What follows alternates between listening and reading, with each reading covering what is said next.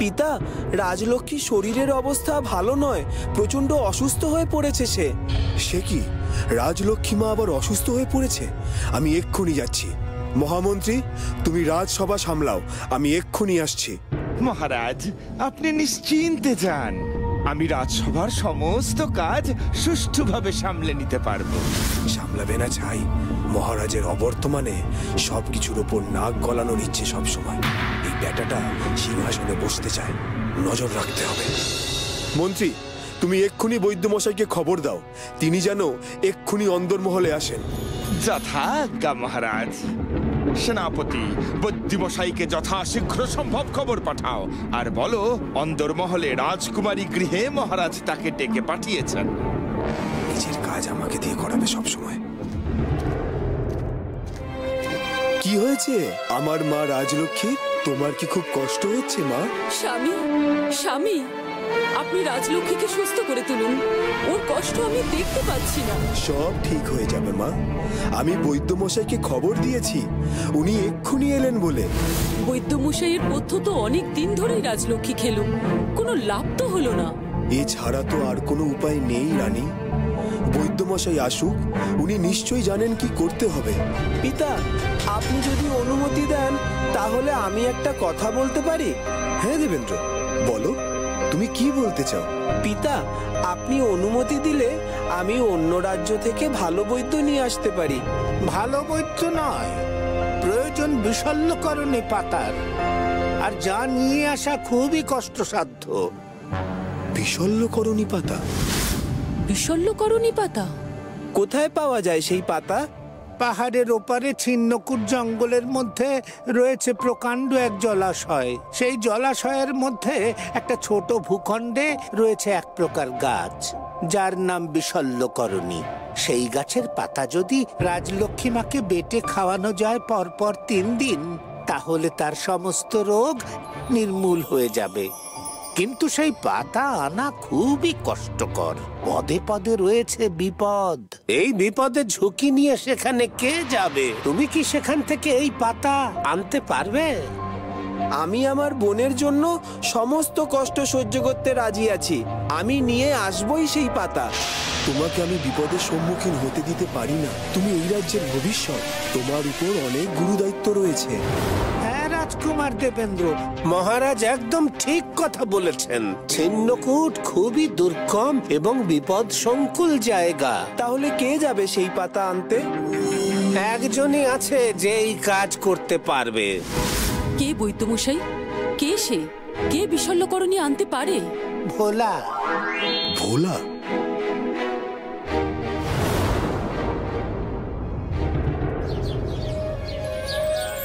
হে প্রভু, আমার তোমার থেকে আলাদা করে চাওয়ার কিছুই নেই। তুমি শুধু কোনো বিপদ এলে আমাকে শক্তি দিও, আমি যেন সেটার মোকাবিলা করতে পারি, সব মানুষের পাশে দাঁড়াতে পারি। জয় ভোলে বাবার জয়, জয় ভোলে বাবার জয়,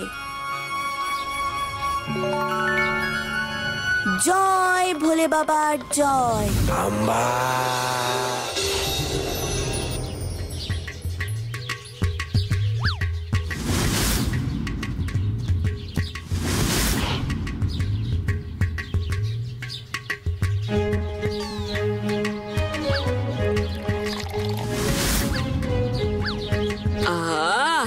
পেটটা শান্তি পেল, যাই এবার খেলে আসি।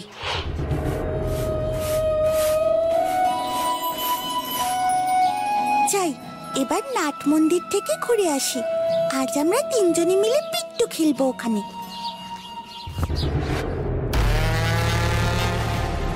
প্রভু, একটা খবর নিয়ে এলাম, মহারাজের মেয়ের নাকি খুব শরীর খারাপ। বৈদ্য বলেছে ওই রোগের ওষুধ শুধু ছিন্নকুট জঙ্গলে পাওয়া যায়, আর সেটা আনার দায়িত্ব দেওয়া হয়েছে ভোলাকে। কি বলছিস কি তুই? ছিন্নকুট যাবে ও? অত সহজ? এই যাওয়ার শেষ যাওয়া হবে ওই ভোলার। আমাকে মা কংসাবতী দেবীকে জাগাতেই হবে। কিন্তু দেবী তো এখন ঘুমোচ্ছেন, আজ তো সবে 20 দিন হলো। সন্তানের দরকারে সন্তানের পাশে মা দাঁড়াবে না তো কে দাঁড়াবে?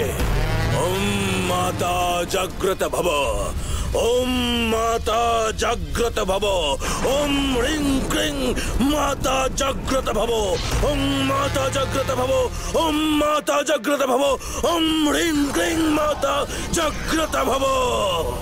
কি রে শয়তান বিমানি, আমার ঘুম ভাঙালি কেন? তুই জানিস না আমি ৪৫ দিন এক টানা ঘুমাই? খুব দরকারে তোমাকে জাগিয়েছি মা, তুমি আমাকে সাহায্য করো মা। কিসের সাহায্য চাস তুই? মা মা আমাকে জাদুর গোলক দাও মা। কেন? জাদুর গোলক কি করবি তুই? জাদুর গোলক দিয়ে আমি ভোলাকে বন্দি করে তোমাকে অর্পণ করব মা গো। তাই হোক, কিন্তু মনে রাখিস জাদুর গোলকের কর্মক্ষমতা কিন্তু একবারই, বিফলে গেলে আর কখনোই কাজ করবে না জাদু গোলক। জয় মা, জয় মা, জয় মা।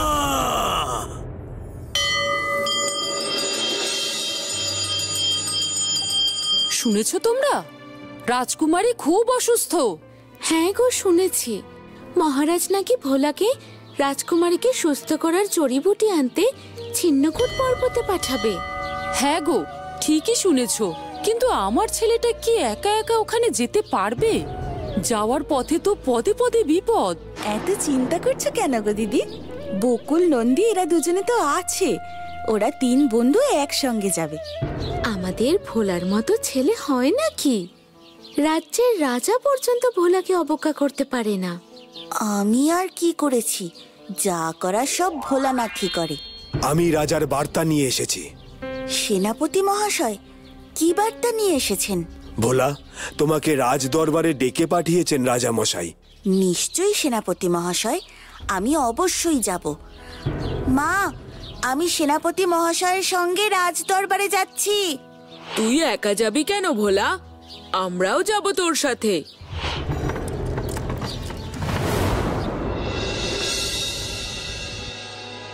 ভোলা, সারা রাজ্যবাসী তোমার জয় জয়কার করে। তোমার সাহসিকতার কোনো তুলনা নেই, আর তাই আমি আমার কন্যার জীবন বাঁচানোর দায়িত্ব তোমার হাতে তুলে দিতে চাই। তুমি একমাত্র পারো ছিন্নকূট পর্বত থেকে বিশল্যকরণী পাতা নিয়ে আসতে। মহারাজ, আপনি কোনো চিন্তা করবেন না, আমি ঠিক বিশল্যকরণী পাতা নিয়ে আসব। তোমার জন্য আমি একদল সেনা দিচ্ছি ভোলা। না না মহারাজ, তার কোনো দরকার পড়বে না।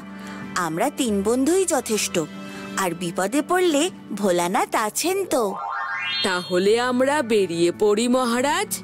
তোমাদের জয় হোক। হুজুর, এই সুযোগ, আপনি একবার ডাইনি বুড়িকে ডাকুন। কেন?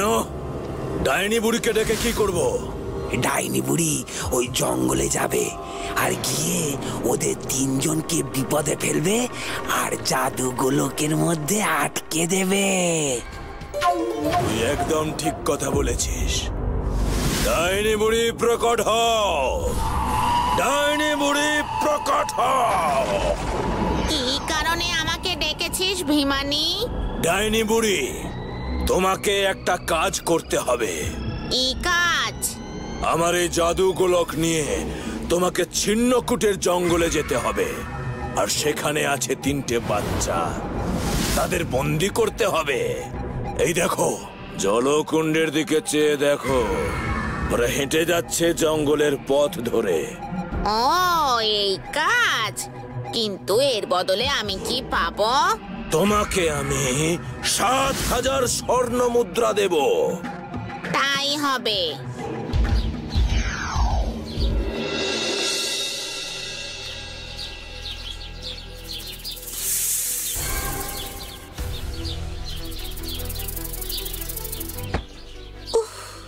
বাঁচা গেল বাবা।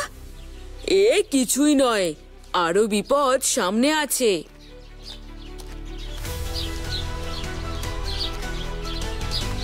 কি ঘন জঙ্গল, সিংহের গর্জন শোনা যাচ্ছে। তার মানে আশেপাশেই আছে। উফ, এত ভয় পাস না, মনে সাহস আর মাথায় বুদ্ধি রাখলে ঠিক বেঁচে যাব আমরা। বাবা, এই তো সিংহটা আমাদের কাছাকাছি এগিয়ে আসছে। ভয় পাস না বকুল, আসতে দে। ওম নমঃ শিবায়, ওম নমঃ শিবায়, ওম নমঃ শিবায়। সামনের গাছটা খুব বড়, আর দেখ গাছ থেকে লম্বা লম্বা ঝুড়ি নেমে এসেছে। আমাদের এই ঝুড়ি ধরে ওপরে উঠতে হবে। আমি তো গাছে উঠতে পারি না।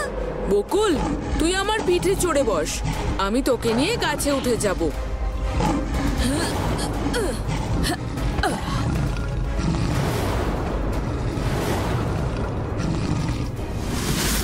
এই সিংহটা দেখছি কোনো কাজই করতে পারে না। একে শক্তি দিয়ে আমার কি লাভ হলো?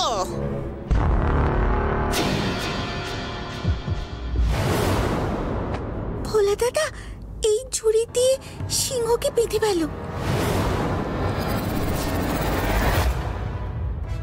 কি মজা, কি মজা, সিংহ বাঁধা পড়েছে, কি মজা।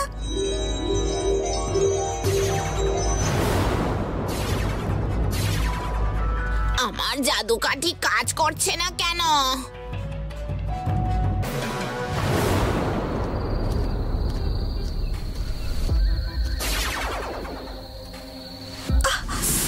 কি ফুটলো পায়ে, কাঁটা। এই মেয়ে, তুই কে রে এই জঙ্গলের মধ্যে? ও বুড়ি পিসিমা, তুমি কে গো এই জঙ্গলের মধ্যে? আমি তো এই জঙ্গলেই থাকি কুঁড়ে ঘর বেঁধে। তোকে একা দেখতে পেয়ে তোর কাছে এলাম। আমার আরো দুজন বন্ধু সামনে আছে, ভোলা দাদা আর নন্দী দাদা। আমার পায়ে কাঁটা ফুটে গেছে তো, তাই কাঁটা তোলার জন্য এখানে বসে পড়েছি। তুমি একটু আমার পায়ের কাঁটাটা তুলে দেবে গো? নিশ্চয়ই দেব।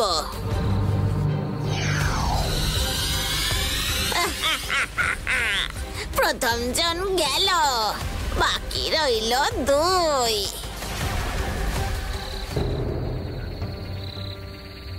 কোথায় গেল বলতো বকুল? হ্যাঁ, সেটাই তো বুঝতে পারছি না।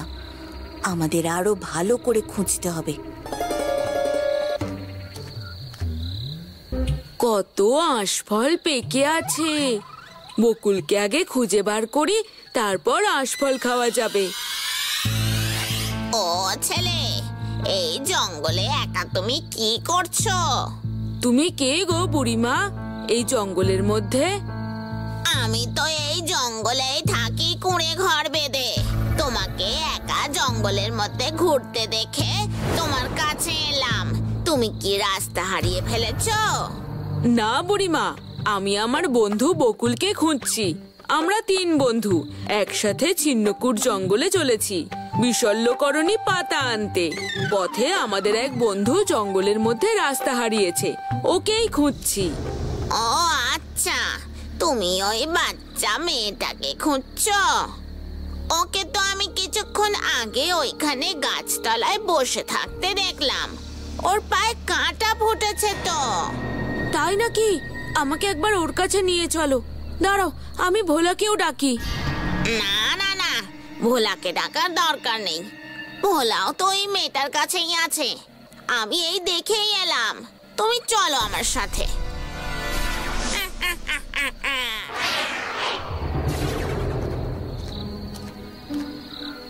কোথায় গেল যে মেয়েটা? ধরা পড়লো 2, বাকি রইলো 1। ডাইনি বুড়ি আমাদের বন্দি বানিয়ে রেখেছো, ভোলা তোমাকে ছাড়বে না। তোরা জানিস আমার ক্ষমতা। ওই ভোলা এখানে এলে এই বাঘ ভোলাকে জ্যান্ত গিলে খাবে। ও বুড়ি পিসিমা, আমরা তোমার কি ক্ষতি করেছি গো? আমাদের ছেড়ে দাও না। ভীমানি আমাকে পাঠিয়েছে তোদের সর্বনাশ করার জন্য। এই দুষ্ট ডাইনি বুড়ি, আমার বন্ধুদের তুমি এই খাঁচায় আটকে রেখেছো। আমি তোমাকে ছাড়বো না বলে দিলাম। আমি ভোলা, মহাকালের ভক্ত। আমাকে ভয় পাওয়ানো অত সহজ নয়।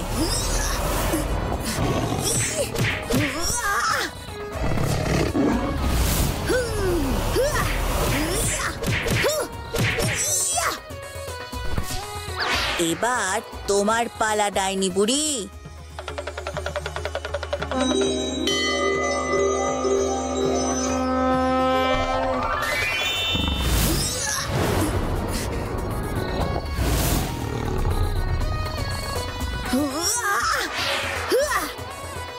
না, এ কি হলো?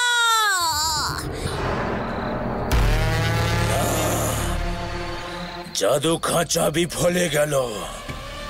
আমি ছাড়বো না ভোলাকে। আমি ওদের বিশল্যকরণী আনতে দেব না, কিছুতেই না। অনেক দেরি হয়ে গেছে। এবার আমাদের বিশল্যকরণী পাতা ছিন্নকূট জঙ্গল থেকে নিয়ে আসতে হবে।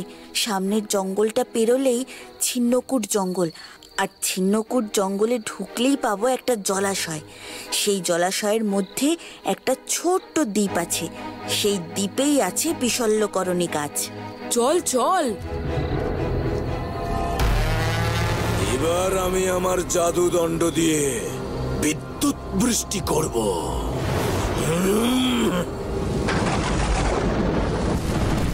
আমার না খুব ভয় করছে গো ভোলা দাদা। কোনো ভয় নেই বকুল,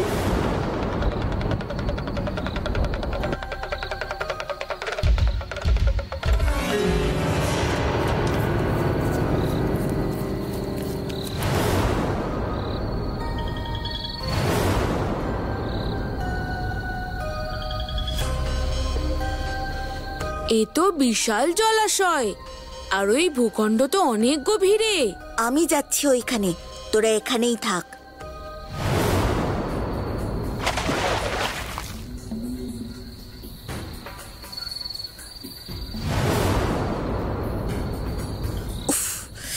একটুর জন্য বাঁচলাম, নইলে এখানে একবার শরীর গেঁথে গেলে তোলা খুব মুশকিল। তাহলে ওই ভূখণ্ড অব্দি পৌঁছবো কি করে?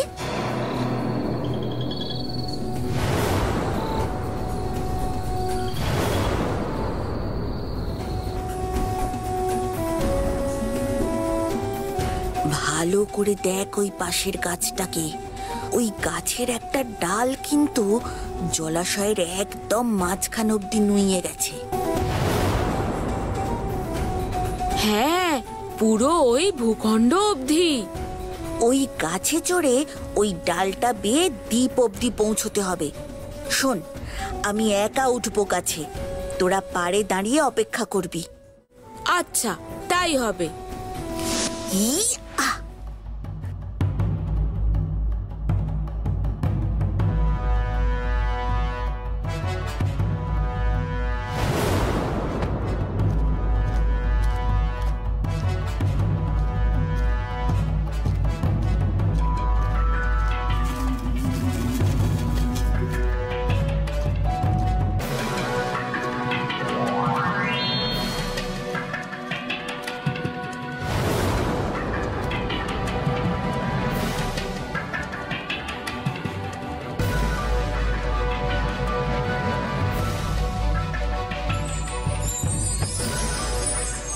সত্যি ভোলা দাদা, তুমি যদি ওই পরিকল্পনাটা না করতে তাহলে আমার মনে হয় আমরা এই পাতা উদ্ধারই করতে পারতাম না। এবার চল, এই পাতা নিয়ে আমরা তাড়াতাড়ি ফিরে যাই।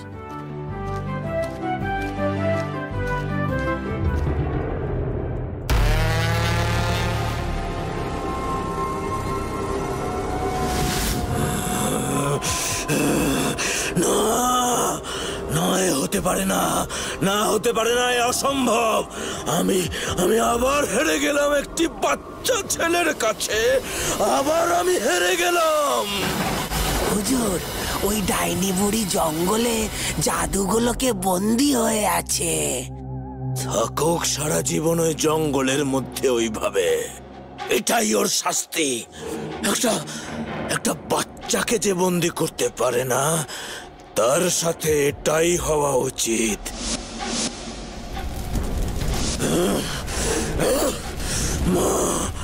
মা, এবারেও আমি হেরে গেলাম। মা গো মা, তাহলে পুজো করে আমার কি লাভ? তোমার পুজো করে আমার কি লাভ? যদি তুমি আমাকে সেই শক্তি না দাও যে শক্তিতে আমি ভোলাকে পরাজিত করতে পারি, না না না না না না না, আমি হারতে পারি না। আমি জিতবই, আর একদিন ওই কৈলাসপুরের রাজা হবই।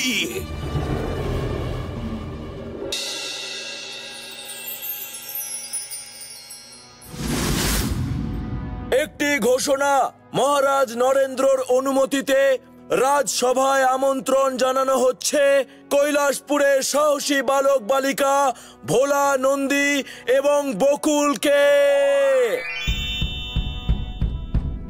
আজ তোমাদের জন্য রাজকুমারী রাজলক্ষ্মী সম্পূর্ণ সুস্থ। তোমাদের সাহসিকতায় আমি খুব খুশি ভোলা। কি উপহার চাও বলো? মহারাজ, আমরা কোনো উপকার চাই না, শুধু চাই সকল প্রজা যেন সুখে থাকে, আমরা সবাই যেন হাসি খুশি থাকি। ব্যাস, শুধু এইটুকুই? হ্যাঁ মহারাজ। থাকাচ্ছি তোমাদের হাসি খুশি। পিতা, আমি ভোলাদের হাতে উপহার তুলে দিতে চাই। এটাই তোমাদের উপহার।